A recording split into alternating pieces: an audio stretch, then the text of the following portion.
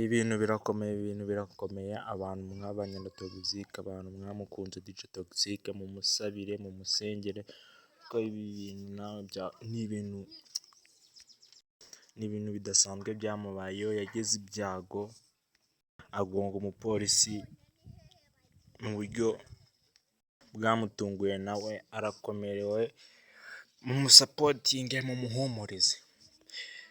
Mbanje kubasuhuza abakunzi ba Benja TV, nimwe twabariho kubagezaho amakuru y'ubusesenguzi bwimbitse tuba twabakoreye kuri Benja TV, ikiganiro cy'imyidagaduro cya mbere mu Rwanda, The Continent Live, ko aricyo mugiye gukurikira muri aka kanya, mugiye kubana nanjye The Benjamin aka Young Miri. DJ Toxic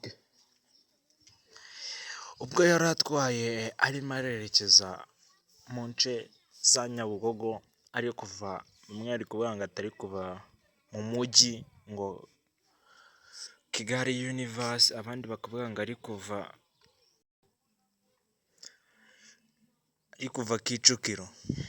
Toxic bivugwa yuko yari yanyweye ubwo yari atwaye, Toxic abona ngo umupolisi ari kumutangira mu muhanda.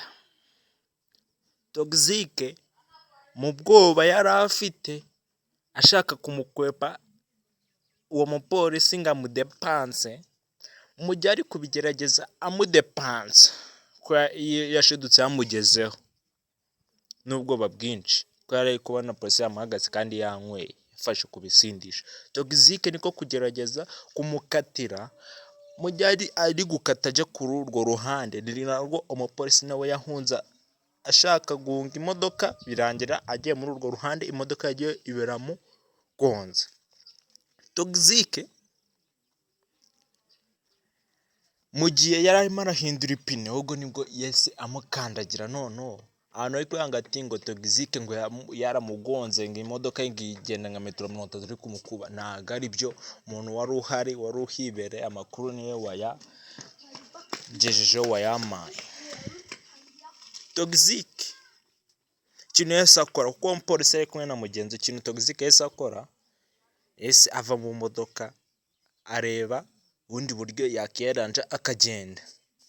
Toxic yaragiye, umupolisi ahamagara abandi bapolisi bagenzi be bazana imbangukiragutabara, ariko uwo polisi ntiyabashije kuba yarenga ngo yitabye Imana.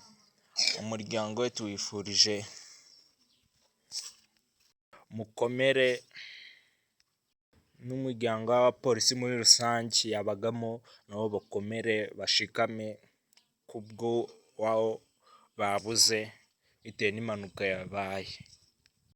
Toxic nk'umuntu byabayeho bimutunguye, Toxic ikintu yahise akora ni iki: yabanje anamara umwanya munini atari yagenda.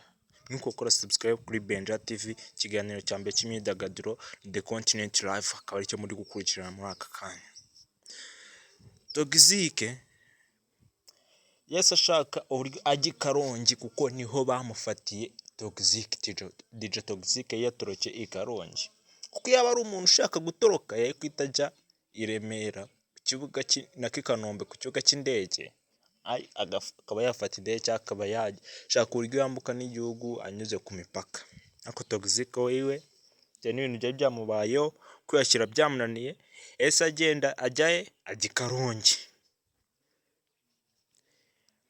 Mu kujya i Karongi niho polisi yaje kumufatira, ikoze iperereza nyine bakareba ahantu yagiye baturakinze na telefone, buriya ushobora kuba baraturakinze telefone, sinzi uburyo bakoresheje kugira bamenye ko ari i Karongi.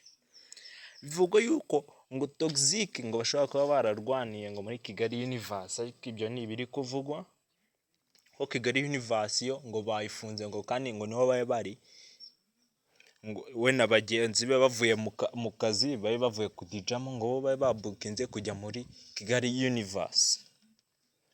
Abandi bakavuga ko ari ahandi bari, ariko bamwe bari kuvuga ngo Kigali Universe.